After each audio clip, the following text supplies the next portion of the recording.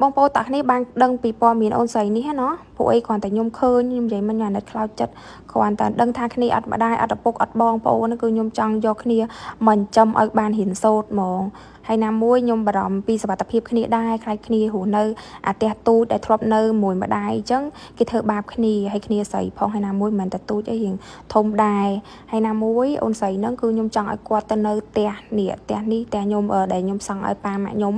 នៅកពតតែរងថ្ងៃហ្នឹងអត់មានណាគេនៅទេអាផ្ទះធំហ្នឹងហើយប៉ាម៉ាក់ខ្ញុំគឺគាត់នៅទឹកដីនឹងដែរតែគាត់នៅអាកូនផ្ទះទូចគាត់នេះនៅតែពីរអ្នកតាយាយគាត់ទេនេះមានពីរបន្ទប់នឹងឯងអញ្ចឹងផ្ទះហ្នឹងក៏ខ្ញុំនឹកឃើញថាឲ្យកូននឹងគាត់បានទៅ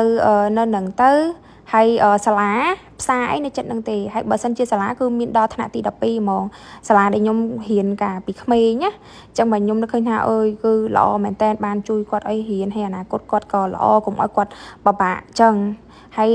ពេលដែលគាត់មកនៅមួយខ្ញុំបងប្អូនតាគ្នាមិនបាច់បារម្ភថាខ្ញុំយកគាត់ឲ្យមកបំរើឬក៏ធ្វើបាបអីគេគាត់ទេមិនបាច់ភ័យទេមនុស្សខ្ញុំមិនមែនអញ្ចឹងទេហើយណាមួយខ្ញុំមានឈ្នួលដែលខ្ញុំប្រើអីរាល់ថ្ងៃហ្នឹងមកកណោគាត់ថាខ្ញុំចង់នេះគឺចង់ជួយគ្នាហ្មងនិយាយត្រង់ហ្មងចង់ជួយចិញ្ចឹមផ្គត់ផ្គង់ឲ្យគ្នា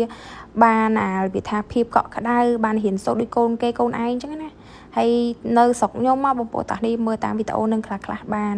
ប៉ាម៉ាក់ខ្ញុំគាត់មានចិញ្ចឹមត្រីចិញ្ចឹមមាន់ទាចិញ្ចឹមអីដាំដំណាំអីនេះឯងហ្នឹងតែប៉ាម៉ាក់ខ្ញុំមិនមែនគាត់អ្នកធ្វើឯណានេះគាត់ជួលគេដែរទេជួលគេអ្នកនៅក្នុងភូមិហ្នឹងដោយសារខ្ញុំអត់ចង់ឲ្យប៉ាម៉ាក់ខ្ញុំគាត់បាក់ច្រើនទេគាត់ចាស់ហើយតែមិនទៅចាស់ចេរីអីទេគាត់ម៉ាក់ខ្ញុំអីនៅដើរធ្វើការបានធម្មតាហ្នឹង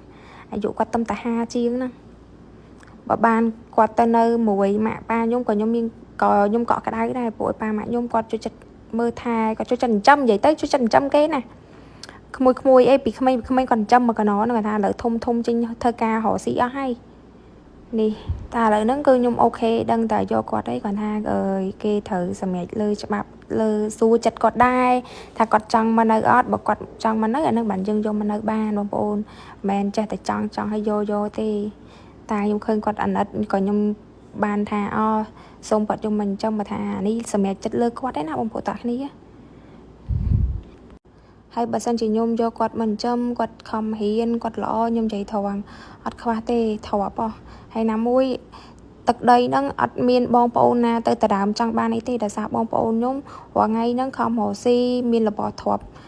ច្រើនហើយដោយសមត្ថភាពខ្លួនឯងអញ្ចឹងមិនដែលទៅចង់បានទឹកដីអីហ្នឹងទេធ្វើឲ្យតម៉ែឪហ្នឹង